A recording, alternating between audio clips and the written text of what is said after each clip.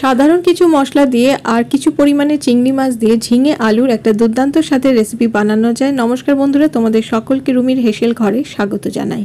আমি রুমি। আজকের রেসিপি ঝিঙে আলুর তরকারি চিংড়ি মাছ দিয়ে। খুব সহজ বানানো আর টেস্টেও হয় অসাধারণ। ভাতের সাথে দুপুরে এটা খেতে দারুণ লাগে। তাহলে চলো রেসিপিটা শুরু করা যাক। ঝিঙে আলু তরকারি বানানোর জন্য ঝিঙে আলু ও চিংড়ি মাছ আমি নিয়ে নিয়েছি। আমি এখানে দুটো ঝিঙে কিছুটা খোসা রেখে রেখে বড় বড় টুকরো করে কেটে নিয়েছি। আর ঝিঙে বড় বড় টুকরো করে কেটে নিলে কোনো অসুবিধা হয় না, কারণ ঝিঙে অনেকটাই নরম হয়ে যায়। আর এখানে দুটো মিডিয়াম সাইজের আলু নিয়েছি, আলুগুলোকেও ছোট ছোট করে কেটে নিয়েছি।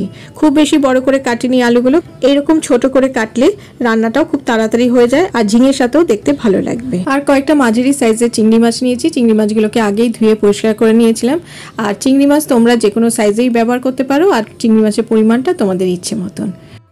এবার একটা মশলা বানিয়ে নেবো। মশলা বানানোর জন্য কড়াইয়ের মধ্যে দিয়ে দিলাম 1 চামচ গোটা ধনে, আর দিয়ে দিলাম 1 চামচ গোটা মৌরি, তারপর দিলাম 1 চামচ পোস্ত। এবার দিয়ে দিলাম একটা শুকনো লঙ্কাকে 2 টুকরো করে, আর সবশেষে দিয়ে দিলাম সামান্য একটু নুন। এবার ফ্লেমটা লোতে রেখে ভালো করে একবার ভেজে নেব। তারপর যখন সুন্দর একটা গন্ধ বেরোবে তখন এর মধ্যে দিয়ে দেবো 1 চামচ গোটা সাদা সর্ষে। ব্যাস, তারপর আবারও এটা ভালো করে মিশিয়ে নেব। 20 থেকে 30 সেকেন্ড এটা ভেজে নেওয়ার পর তুলে নিতে হবে। তারপর মশলাটা ঠান্ডা করে নিয়ে সামান্য জল দিয়ে এটা একটা পেস্ট তৈরি করে নেব মিক্সিতে। এইবার কড়াইতে দিয়ে দিলাম বড় চামচের 1 চামচ সর্ষের তেল। তেলটা গরম হয়ে গেলে এর মধ্যে দিয়ে দেবো কেটে রাখা আলুর টুকরোগুলো। আলুগুলোকে একটু লাল লাল করে ভেজে নিয়ে তারপর তুলে আলাদা রেখে দেব। আলুর টুকরোগুলো ভেজে নেওয়ার পর এইবারে ওই তেলের মধ্যেই আমি চিংড়ি মাছগুলো দিয়ে দিলাম। চিংড়ি মাছগুলো আগে থেকে আমি নুন হলুদ মাখিয়ে রেখে দিয়েছিলাম। এবার চিংড়ি মাছগুলো 30 থেকে 35 সেকেন্ড একটু ভেজে নিতে হবে। চিংড়ি মাছগুলো বেশি ভাজবো না, বেশি ভাজলে পরে চিংড়ি মাছগুলো শক্ত হয়ে যাবে। চিংড়ি মাছগুলো ভেজে তুলে নেওয়ার পর এবারে ওই চিংড়ি মাছ ভাজার তেলের মধ্যে আমি দিয়ে দিলাম 1/2 চামচ গোটা কালো জিরে, আর তার সাথে দিয়ে দিলাম 1/2 চামচ গোটা জিরে, আর কয়েকটা কাঁচা লঙ্কা চিড়ে দিয়ে দিলাম। তারপর ভালো করে 15 থেকে 20 সেকেন্ড একটু নাড়াচাড়া করে নেব। এইবার দিয়ে দেবো পেঁয়াজ কুচি। আমি এখানে দুটো মিডিয়াম সাইজের পেঁয়াজ কুচিয়ে নিয়েছি। এবার পেঁয়াজটা 1 থেকে 2 মিনিট ভালো করে ভেজে নেব। পেঁয়াজটা যখন একটু নরম হয়ে আসবে আর কালারটাও চেঞ্জ হয়ে যাবে, তখন এর মধ্যে দিয়ে দেবো ভেজে রাখা আলুর টুকরোগুলো। পেঁয়াজের সাথে আলুটাও ভালো করে ফ্রাই করে নেব। তারপর রঙের জন্য দিয়ে দেবো 1/2 চামচ হলুদ গুঁড়ো আর 1/2 চামচ কাশ্মীরি লাল লঙ্কা গুঁড়ো। ব্যাস, এইবারে ভালো করে মিশিয়ে নেব। ভালো করে সবকিছু মিশিয়ে নেওয়ার পর এবারে দিয়ে দেবো কেটে রাখা ঝিঙের টুকরোগুলো। তারপর এটাও ভালো করে মিশিয়ে নেব। বন্ধুরা, আমার চ্যানেলে আরো অনেক রেসিপি পেয়ে যাবে, নিচে ডেসক্রিপশন বক্সে লিংক দিয়ে দেবো, তোমরা চেক করে নিতে পারো। ব্যাস, এইবারে একটা ঢাকা দিয়ে দেবো যাতে ঝিঙেটাও বেশ নরম হয়ে যায়। 5 মিনিট পর ঢাকাটা খুলে নেব।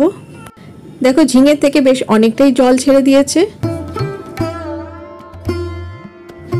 এই পর্যায়ে দিয়ে দেবো যে পেস্টটা বানিয়েছিলাম সেটা।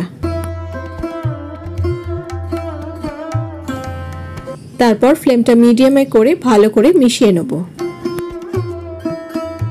বাটি ধুয়ে জলটাও একটু দিয়ে দিলাম। সবকিছু ভালো করে মিশিয়ে নেওয়ার পর এবারে এর মধ্যে দিয়ে দেবো ভেজে রাখা চিংড়ি মাছগুলো।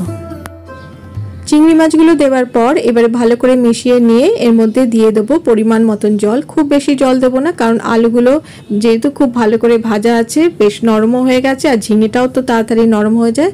একটু মশলাগুলো যাতে খুব ভালো করে মিশে যায় সব কিছুর সাথে, তার জন্য আমি দিয়ে দিলাম 1/2 বাটি পরিমাণ জল। জলটা দিয়ে ভালো করে মিশিয়ে নিয়ে এর মধ্যে দিয়ে দেবো স্বাদ মতো নুন। নুনটা এবার ভালো করে মিশিয়ে নিয়ে এটা ঢাকা দিয়ে আমি 5 থেকে 6 মিনিট একটু ফুটিয়ে নেব। 5 থেকে 6 মিনিট পর ঢাকাটা খুলে নিলাম। ঢাকাটা খুলে একটু নেড়ে চেড়ে নেবো। ব্যাস, তৈরি হয়ে গেল ঝিঙে আলুর তরকারি চিংড়ি মাছ দিয়ে। আর এটা ঝোল ঝোল হলে খেতে বেশি ভালো লাগে। গরম গরম পরিবেশন করো ভাতের সাথে। তাহলে চলো এবারে এটা একটা বোলের মধ্যে সার্ভ করে নিই। তো তোমাদের কেমন লাগলো আজকের এই ঝিঙে আলুর তরকারি চিংড়ি মাছ দিয়ে আমাকে অবশ্যই লাইক ও কমেন্ট করে জানিও। ভালো লাগলে শেয়ার করার অনুরোধ রইল। আর বাড়িতে তোমরা এইভাবে বানিও, আশা করি তোমাদের ভালো লাগবে। আর আমার চ্যানেলে নতুন বন্ধু হয়ে থাকলে রেসিপিটা যদি তোমাদের ভালো লেগে থাকে তাহলে একটা লাইক ও কমেন্ট করে চ্যানেলটাকে সাবস্ক্রাইব সাবস্ক্রাইব করে দিও আর পাশে থাকা বেল আইকনটাকে অবশ্যই প্রেস করে দেবে, যাতে পরবর্তীকালে আমি যখনই কোনো রেসিপি শেয়ার করব তার নোটিফিকেশন তোমাদের কাছে আগে পৌঁছে যাবে। আজ তাহলে এই পর্যন্ত, আমি আবারও হাজির হয়ে যাব আমার হেসেল ঘরের খবর নিয়ে। তোমরা সবাই ভালো থেকো, সুস্থ থেকো, টাটা।